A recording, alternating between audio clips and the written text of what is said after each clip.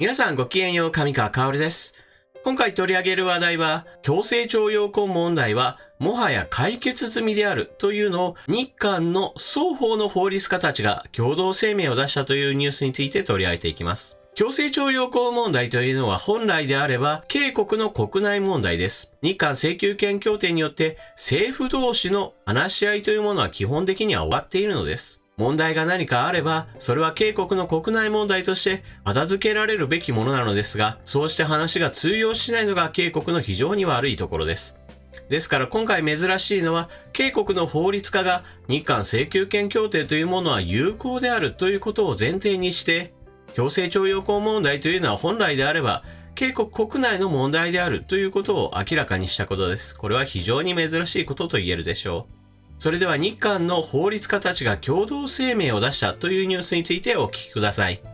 日韓法律家完全最終解決の請求権協定尊重を求め異例の共同声明。K国最高裁が日本企業に対し元徴用工への損害賠償を命じたいわゆる徴用工判決をめぐり、日韓両国の有志の法律家らが23日、東京都内とK国ソウル市内でそれぞれ記者会見し、1965年の日韓請求権協定の尊重を求める共同声明を発表した。日韓の法律家が徴用工判決で一致した見解を示すのは異例で、日本側法律家は安倍晋三首相や衆参両院議長らに声明を提出する。声明は両国民の請求権について協定が完全かつ最終的に解決されたことを明示的に確認していると強調した。不法で反人道的な植民地支配の被害に基づく慰謝料請求権を認めたK国最高裁判決に対しては、特定の歴史解釈を下すことは法解釈の側面においても学問研究の側面においても決して望ましいものではないと批判した。また判決について、日韓関係に大きな亀裂を生じさせ、戦後最悪と評される日韓関係の悪化をもたらす重大な要因となったと非難し、協定の趣旨を尊重することが将来にわたって両国の友好関係と発展を保障する唯一の道と訴えた。原告側がK国内にある日本企業の資産売却手続きを進めていることには、原告らが主張する請求権はK国の国内問題とし、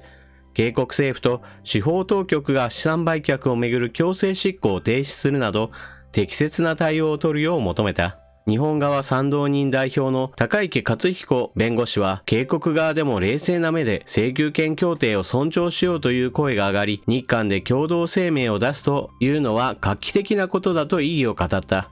首相は24日に中国成都でK国のムン・ジェイン大統領と1年3ヶ月ぶりに会談する。首相は23日官邸で記者団に対し、徴用工問題に関し、国と国の約束は守ってもらわなければならない。日韓請求権協定は日韓国交正常化の前提であり、日韓関係の根本をなすものだと述べ、ムン・ジェイン大統領に対し、日本の考え方をしっかりと伝えたいと語った。今回の共同声明で言及すべきなのは何といってもK国の法律家が加わったということです。日本の法律家だけを集めてこの日韓請求権協定が有効であるといったところでK国では全く取り上げられないでしょう。そういった意味においてK国の法律家の中にもこうした日本側と意見を同じくする人がいるというのは非常に珍しいことです。しかし同時に珍しい存在というものが主流派になるということは当然のようにしてありません。今回の共同声明というものは珍しいと私は表現しましたが、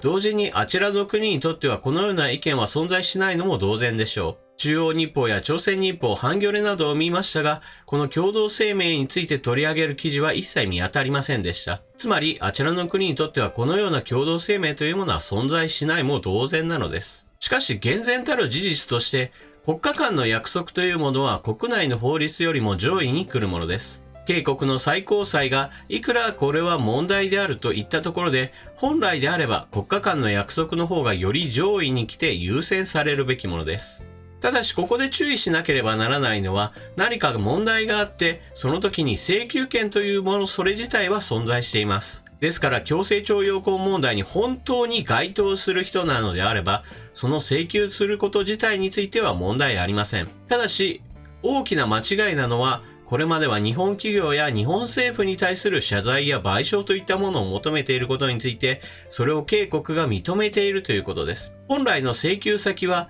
現在においてはK国の政府なのです。なぜならば、日韓請求権協定の後に、K国の政府が日本政府からお金を受け取り、責任者に変わったのです。そのもらったお金を本来であれば被害者の人たちに渡さなければならなかったにもかかわらず、そのもらったお金をK国が自分たちのお金として流用したというのが最大の罪なのです。そうしてお金を私物化することによって成し遂げたのがハンガンの奇跡と呼ばれる経済成長です。ところがこのハンガンの奇跡が今では不都合な事実として歴史の闇に葬り去られようとしています。ムン・ジェイン政権においてはこの教育改革というものに力を入れており、教科書の内容についても大きな変更を加えようとしています。それはこのハンガンの奇跡という歴史的事実そのものを歴史の教科書から抹殺しているのです。新しい教科書においては記述そのものが存在していません。ですから今後の子供たちはこのハンガンの奇跡というものは全く存在しないものとして歴史を学んでいくことになります。ムン・ジェイン政権としては日韓請求権協定やその後もらったお金の存在などについて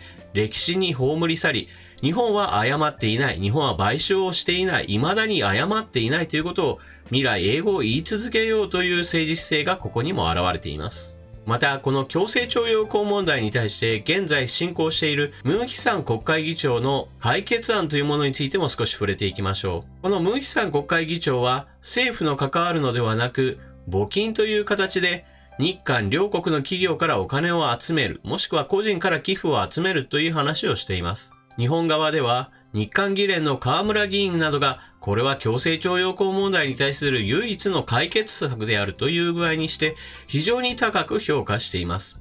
日本政府の謝罪やもしくは賠償を求めない。そしてお金についてもあくまでも募金という形なのだから問題ないというのが河村議員の見解です。しかしムン・ヒサン国会議長はK国の中においては全く違う見解を述べています。この解決法案というのはあくまでも日本政府の謝罪が前提であるということを述べています。つまり日本政府が謝罪をする。しかもその謝罪というのに一つ問題があります。それは真の謝罪であるということです。ただ謝るのではなくて、K国の国民全員が納得するような形の謝罪でなければ問題があるというのです。もちろん全ての人が納得するような謝罪などというものは存在しません。つまり存在しないものを言っているのですから、いくら謝ったところで永遠に終わりはないということを最初に定義しているのです。一体なぜそのようなものを唯一の解決案などというのか、自民党の河村議員の見識を疑います。一体あの議員は誰のために国会議員になっているのでしょうか。非常に大きな問題です。ムン・ヒサン議長が求めている日本政府による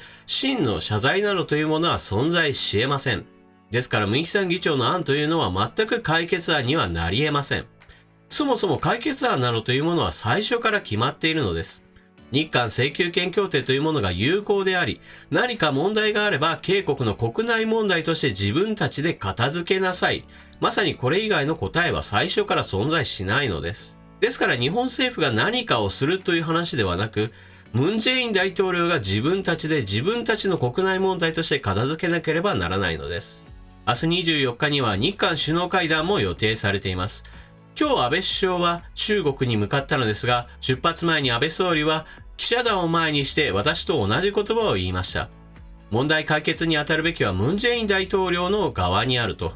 問題解決の答えというのはもう決まっているのですから、今回のようにK国の法律家なども声を上げたというのは一つの良い兆候でしょう。ただし、あちらの国ではこの当たり前が通用しない国内情勢があります。ですから、今回の共同声明に加わった K国の法律家というのが暴漢に襲われないかというのを私は心配しています。皆さんはこのニュースについてどのような考えをお持ちでしょうか。ぜひともコメントを書き込んでいってください。それでは今回のニュースについてはここまで。ここからは少し余談にします。今回取り上げる余談はクリスマスについてです。年末が近づくことによってこのクリスマスを祝うような華やかな雰囲気というものが街でもそしてテレビの中でも繰り広げられています。パートナーのいない私にとってはこうした華やかな出来事というのはほとんど縁がないものです。ただ人生一体いつどこで何が起こるかというものは分かったものではありません。例えば、去年の今頃私はこうやって YouTube で動画を作っているといったことを自分自身想像は全くつきませんでした。たった1年で大きな変化だったと言えるでしょ